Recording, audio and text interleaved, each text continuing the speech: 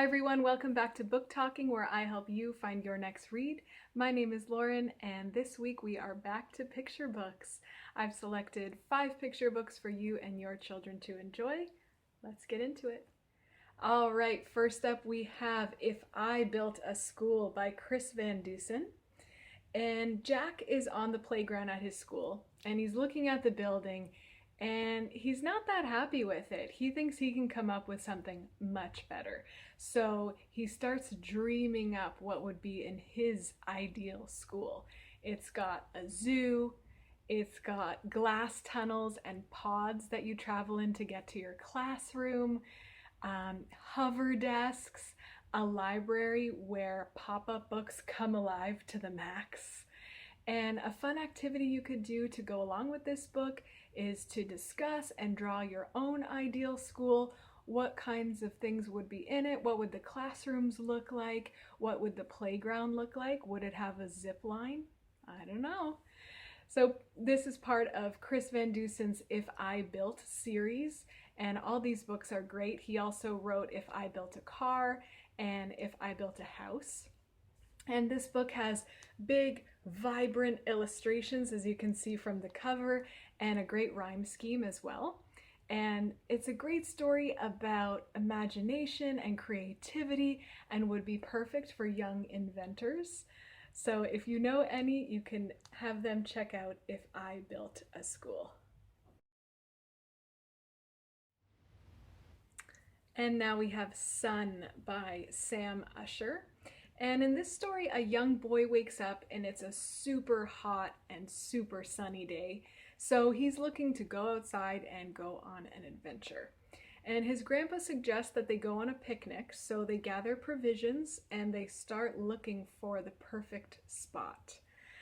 They end up scouting a few different locations, but they eventually find a great spot in a cave, but someone else has beat them to it. So this story nicely weaves real life and imaginative elements together, and there are a few little clues hidden throughout the book to help you determine what's real and what's make-believe. So this is a cute intergenerational story. I especially love the illustrations that show how scorching hot the day is. And I thought this was a fun choice as we're awaiting the arrival of warmer weather. But if you're still enjoying winter, then you could look for other books in Sam Usher's series. This is part of a series on weather. So there's also one on snow, rain, and storm. So once again, this is Sun by Sam Usher. Our third book this week is My Shape is Sam by Amanda Jackson, illustrated by Lydia Nichols. This is a really sweet and encouraging story about being yourself and not always conforming to the expectations of others. Sam is a square and lives in a world where everyone has a different job according to their shape. So circles can roll and spin and push, and squares are builders who are good at stacking and fitting together to make things stay.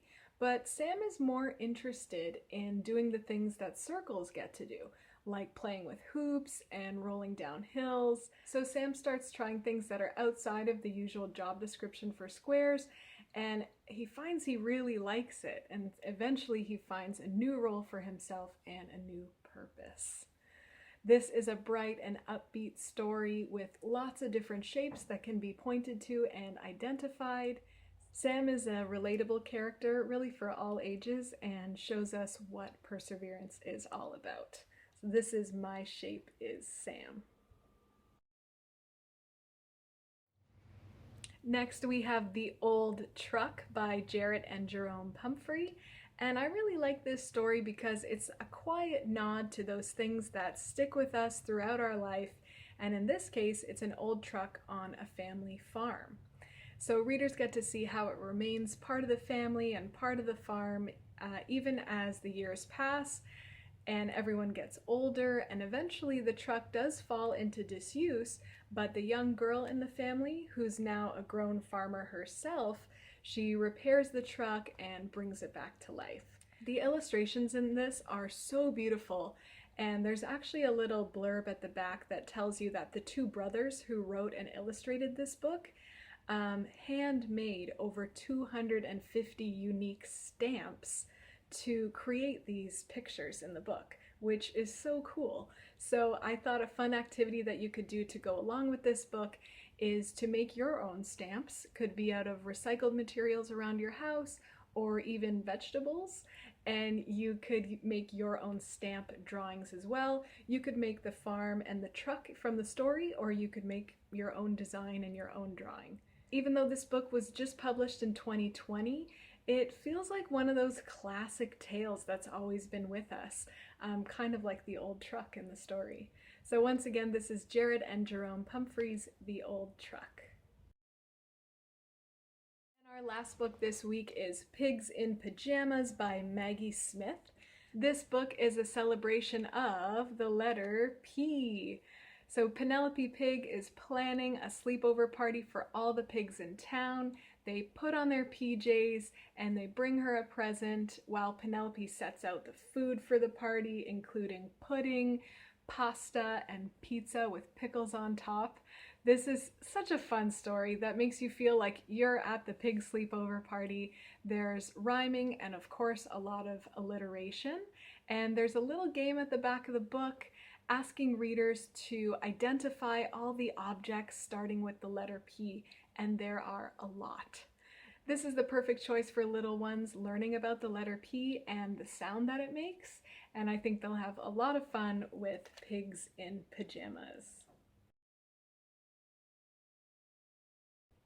So thanks everyone for joining me this week. You can find these 5 picture books and so much more at Aurora Public Library. You can put these items on hold online or through our Aurora Public Library app. And enjoy the rest of your day and happy reading!